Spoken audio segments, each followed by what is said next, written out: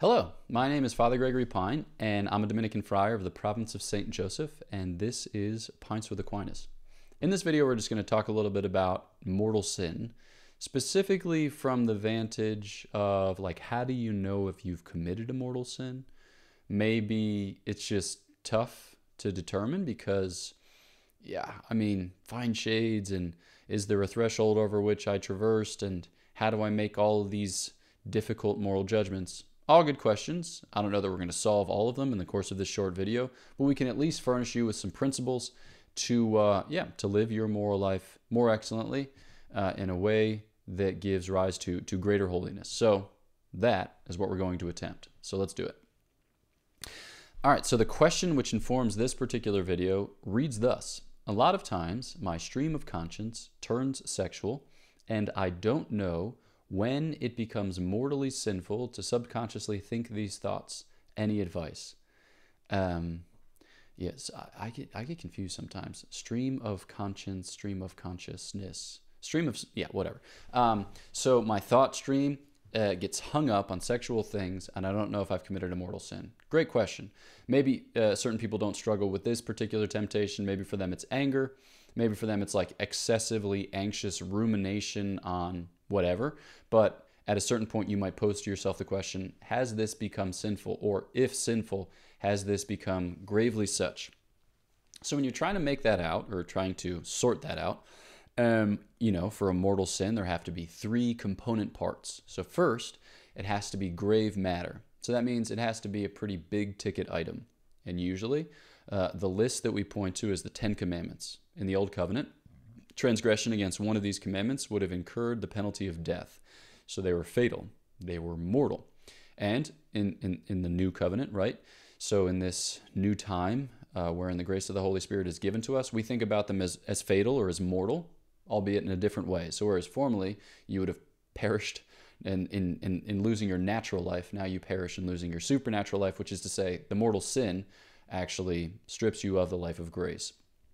All right, so that would be grave matter. So like small things, like I left my light on after my mom reminded me 3 times to turn it off because it wastes energy and we're just trying to keep the electric bill down. All right, so that'd be like just a light thing insofar as you were forgetful, insofar as you were disobedient, insofar as ... All right, but if you were like, yeah, my mom kept nagging me about turning the light off, so I, blew up her car. That's okay. That's a bigger deal. So yes, that's helpful. Grave matter. Next, you have to have knowledge of the activity. So it can't be something of which you're wholly ignorant, or of which you're wholly ignorant in a way that's not culpable, or it can't be something that you do when you're sleepwalking, or it can't be, you get the idea. So it's something that you have knowledge of. You have knowledge of the activity, and you have knowledge of the fact that it is sinful in some way, shape, or form, or at least that it's not in accord with the law as you currently understand it. And then third and finally, you consent to it, okay? So you give yourself to it. And yeah, here it can't be an activity wherein you're coerced. So somebody like puts you in a arm manipulation robot machine and is like, now you will commit the mortal sin. You're like, no. Okay, so that doesn't qualify. Nor even in certain instances where you're so terrified that you kind of like snap, as it were, and just like run away from a situation or do something entirely out of character, that really doesn't qualify as consent either. Okay, so grave matter, knowledge, and consent. And what we're trying to establish is, in our own kind of interior life, when are we considering something that's grave? When are we considering something with sufficient knowledge? And when are we giving ourselves to it? And here I think it's helpful just to talk about how a moral act progresses. Okay, so typically you conceive of something as an option, right? This is possible, and then maybe you wish for it at a certain level, and you're like, yeah, that could be cool. I'd love to fly. And then you maybe make an intention. You're like, I'm gonna make myself a flying suit. And then you go through the different options which might secure this end for you. You're like, okay, I could do like a base jumping squirrel suit, or I could buy myself one of those hang gliders, or I could, and then maybe you consent to one of them. You're like, definitely base jumping, definitely squirrel suit. And then you formulate a plan as to how you're going to bring this out. You're like, I'm going to go to the top of El Capitan with my new squirrel suit, and I'm going to jump off, and I've seen videos about it, and it's always gone well, so it'll be great. And then you perform the act, and you're like, I'm falling, all right, and I'm trying to hold my arms open, but this is really difficult. And then maybe, the last stage would be you kind of experience a repose in the activity. It's like, yes, I enjoy this. And here I think that the example that I've used no longer applies because it seems headed in one particularly fatal direction. Okay, so I think when we're talking about mental activity, even though the example that I gave is a description of embodied activity, when we're talking about mental activity, we observe certain stages of progression. So a thought kind of dawns on your mind, or it knocks at the door of your heart. And there's a sense in which we may kind of give it entry by inattention. All right, so it's like, yeah, that's a thing. Okay, fascinating. But then there's a moment in which we seize upon the thought. Okay, so we intend it, as it were, and that's like a moment in which we open the door to the thought. And then you might go from there to kind of manipulating the thought, or like entertaining the thought in a conscious way, or toying with the thought, or playing the thought out. And I think those steps are kind of like when we entertain means, and then we consent to those means, and then we choose those means. And then, you might find yourself in like the kind of full activity of performing the action and eventually enjoying the fruits thereof. And at each stage, we show ourselves more wholly committed to the activity, okay?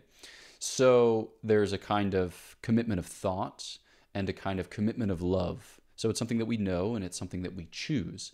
At each stage, we show ourselves more devoted to it. We show ourselves more kind of characterized by that activity. And I think that it's very difficult, right, to establish when you've crossed a particular frontier in fine shades of interior actions. I think a sure sign that you have committed a mortal sin, provided we're talking about something that's grave matter and we're talking about something of which you have knowledge, right? When you've committed a mortal sin is when you enjoy it. And then, because that's kind of the testimony of a completed action, or the testimony of something that you have seen through to its end. Now, if you back up those stages, I think that around the middle, where we find ourselves kind of like manipulating the thought or entertaining the thought in a more conscious way, that's kind of the fault line, all right?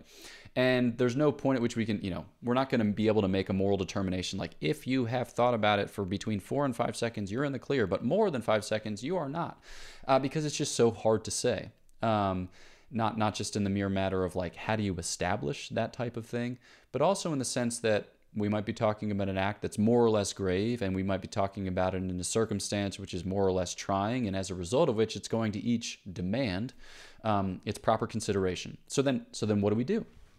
Well, the response of some who inquire into moral matters is to like establish how would I describe this? It's to evaluate each case on its own terms, to kind of make a list, as it were. Like, if it's this set of circumstances, then you're in the clear. If it's this set of circumstances, you're not. If it's at this time and place, then you're in the clear. If it's this time and place, that you're not. If it's for this many seconds, you see where I'm going here. But I don't think that's actually fruitful for us. I don't think that it's actually helpful to do that, because I think it's more helpful to acquire principles, all right? So to understand what a mortal sin is, to understand what distinguishes it from a venial sin, to have a basic sense of the stages of moral action, to think about the virtues which form us in pursuit of the good and, the evasion of the evil, and then to seek to grow our moral lives in accord with that. The sacrament of confession, which is a forum in which we need to know the mortal sins that we have committed, is obviously an excellent place in which to receive the grace of God and to receive impetus for ongoing moral conversion, but it doesn't demand of us kind of exacting perfect knowledge of every time that we have committed a mortal sin. So you might just go and say, I don't know if this is mortal or venial, but these are the circumstances and it happened X number of times. That's sufficient. God's grace heals that, restores you to a state of, lily whiteness, adopted sonship or daughtership, right? And then grows you towards the good for which you are presently striving.